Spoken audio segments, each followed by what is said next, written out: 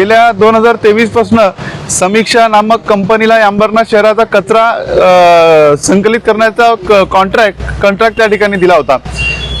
जवळपास हीच कंपनी 2017 पासून अंबरनाथमध्ये काम करते। 23ला नवीन टेंडर पण त्यांनाच देण्यात आलं। आज समीक्षा 7 ते 8 वर्षापासून काम करत असताना सुद्धा नगरपालिकेच्या क्षेत्रामध्ये जवळपास 210हून अधिक कचरा कुंडी आज पण अस्तित्वात आहेत। आणि एवढंच नाही तर जेव्हा आम्ही याच्या सखोल चौकशी याला करायचा विषय केला तर एकतर ह्या टेंडरमध्ये कुठंतरी तरतूद आहे की वजन काटा हा स्वतः नगरपालिकेच्या मालकीचा असावा। आम्ही जेव्हा सर्वात पहिली जीबी घेतली, पहिली जीबी मध्ये 15 लाख रुपये नगरपालिकेच्या वजन काट्यासाठी मंजूर देखील करून घेतले, परंतु आज 7वा महिना जवळपास 4 महिने होऊन सुद्धा नगरपालिकेने तो वजन काटा लावला नाही। म्हणजे आम्हाला हे कळत नाही की ह्या सगळ्याच्या मागे कोणती अदृश्य शक्ती काम करते की नगरपालिकेच्या कर्मचाऱ्यांना काम करण्याशी थांबवलं जात आहे। आपण पाहू शकता की इकडे हे डंपरने जो नाल्यातला गाळ आहे तो आणला जातो आणि याला वजन करून याला कचऱ्यामध्ये याची मोजणी केली जाते।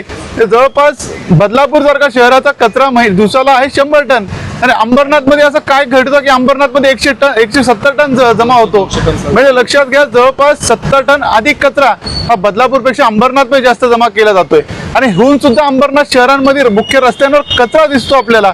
असं असताना कुठंतरी खूप भ्रष्टाचार, इकडे भ्रष्टाचाराचा वास या ठिकाणी येतोय। आपण मागं पाहू शकता की समीक्षाचे डंपर असणं अनिवार्य होतं, गरजेचं होतं।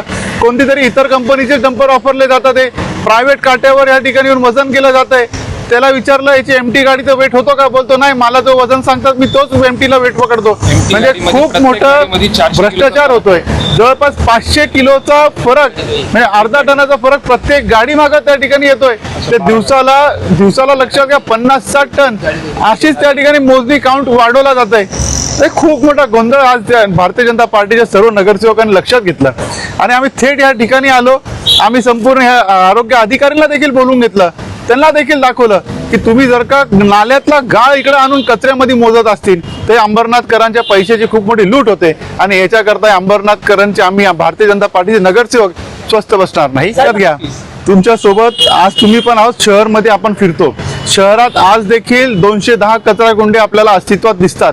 मुख्यतः हा कॉन्ट्रॅक्ट जेव्हा 2017ला नवीन तरतूद करण्यात आली, कचरा कुंडी मुक्त शहर या अनुषंगाने केलं होतं, परंतु पुढं एक सुद्धा कचरा कुंडी कमी झाली नाही, उलट कचरा ह्या शहरामध्ये वाढला आणि त्याच्यावरती जर का कोणी अंकुश आणू शकत नसेल तर पुढं तरी अधिकारी ह्या संपूर्ण ठेकेदार सोबत मिळून त्या अंबरनाथ शहरातल्या जनतेच्या घामाच्या कष्टाच्या पैशाची लूट करताय हे असं बोलायला कोणत्याच प्रकारचं आपल्याला दोमत राहणार नाही। आपण पाहू शकता, आपण जर का ते आरटीओच्या ऍप्लिकेशनवर जर का पाहिलं तर अनेक गाड्यांचे इन्शुरन्स एक्सपायर झालेले आहेत आणि हे सगळं काही बघायची जबाबदारी ही नगरसेवक नाही तर अधिकाऱ्यांची आहे। पण आज त्यांचं काम पण आम्हाला करावं लागतं का? ते अधिकारी काम नाही करत आहेत आणि हे का काम नाही करत आहेत हे प्रश्न देखील त्यांना विचारला पाहिजे। आणि आज अंबरनाथकर विचार करतोय की कोणता तरी एक अदृश्य शक्ती त्यांच्या मागे आहे। कुठंतरी कोणत्या अधिकाऱ्यांनी यांच्या विरुद्ध बोलायला चालू केलं तर कुठंतरी त्यांच्या विरुद्ध काहीतरी कट रचला जातो, त्याला धमकी दिली जाते। त्या नगरपालिकामध्ये 50-50 बॉडीगार्ड घेऊन फिरलं जातं आणि कुठंतरी दहशतीचं वातावरण केलं जातं। आम्ही निवडणुकीत त्यावेळेस पण म्हणालो होतो की अंबरनाथला भ्रष्टाचार आणि भयमुक्त करून राहणार, तर हे भारतीय जनता पार्टीचं जे ब्रीद वाक्य आहे आम्ही ते घालवणार नाही। आम्ही ते निश्चित अंबरनाथ शहराला भयमुक्त भ्रष्टाचार मुक्त करूनच राहणार आहोत। आज याची आम्ही पाहणी केली आणि ते सगळे आम्ही शोधून काढलं, त्याच्यात सगळं मातीचा गाळ हा वजन केला जातोय तिथे। मी सर्व नगरसेवकांना म्हणजे आमचे मित्र पक्षाचे जे नगरसेवक आहेत शिवसेनेचे देखील, त्यांच्याही मनात इच्छा आहे की हा कचऱ्याचा जो घोळ आहे हा खूप मोठ्या प्रमाणात आहे, तर कुठेतरी याच्यावर कारवाई करा आणि हा कॉन्ट्रॅक्टर जो आहे याला ब्लॅकलिस्ट करा अशी आमची मागणी असेल। आणि आम्ही त्यांना एक सांगतो की तुम्ही देखील याला हे करा। इथे अंबरनाथ शहराचा कचरा क्लिअर करण्यासाठी समीक्षेच्या गाड्या इथे डम्पिंग आपल्या अंबरनाथ शहरात उचलला जातो।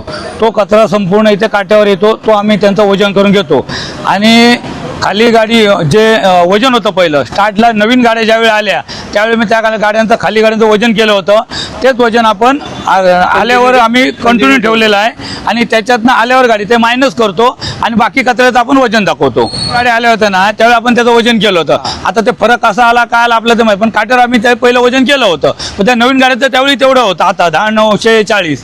मेरा नाम शिवम सिंह है और यहाँ पे सभी गाड़ियाँ आती हैं वजन होता है, जो भी खाली गाड़ी रहता है उसको माइनस करके गाड़ी रिटर्न चली जाती है। मेरा काम सिर्फ गाड़ी काटा करने का है, जो भी वजन सामने वाले बोलेंगे सर लोग, वो वजन खाली गाड़ी का मुझे डालना पड़ता है।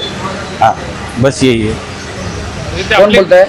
तो उत्तम नगर पालिका के कर्मचारी क्या बोलते हैं?